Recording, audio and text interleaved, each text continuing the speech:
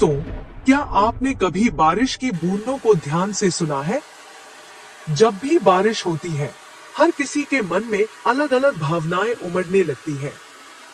किसी को यह मौसम खुशियों से भर देता है, तो किसी को पुरानी यादों में डुबो देता है। आज हम जिस कविता की बात करने जा रहे हैं, रेन ऑन द रूफ, यह सिर्फ बारिश का वर्णन नहीं है, बल्कि उन भावनाओं और यादों की भी बात करती है, जो बारिश की बूंदों की मधुर आवाज सुनते ही हमारे मन में जाग उठती है।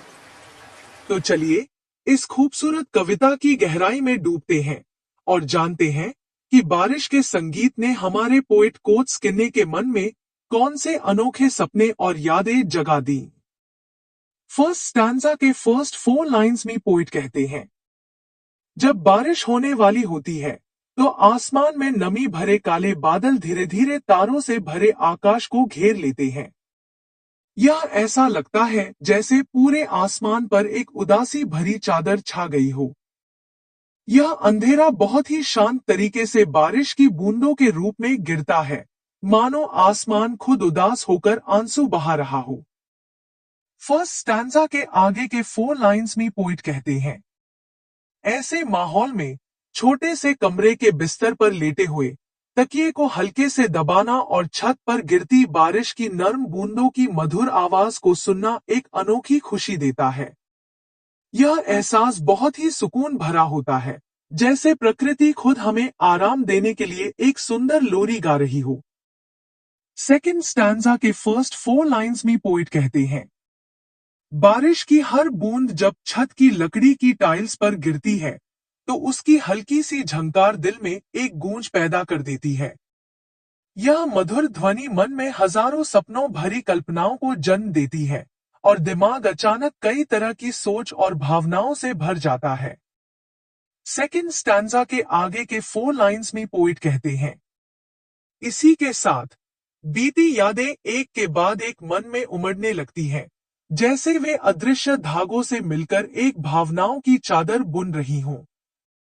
यह सब तब होता है जब मैं शांति से अपने कमरे में बैठकर बारिश की बूंदों के गिरने की मीठी आवाज को सुनता हूं, जो छत पर टकरा रही होती है। थर्ड स्टैंजा के फर्स्ट 4 लाइंस में पोएट कहते हैं, अब बारिश की मधुर आवाज सुनते हुए मेरी यादों में मेरी माँ आ जाती है।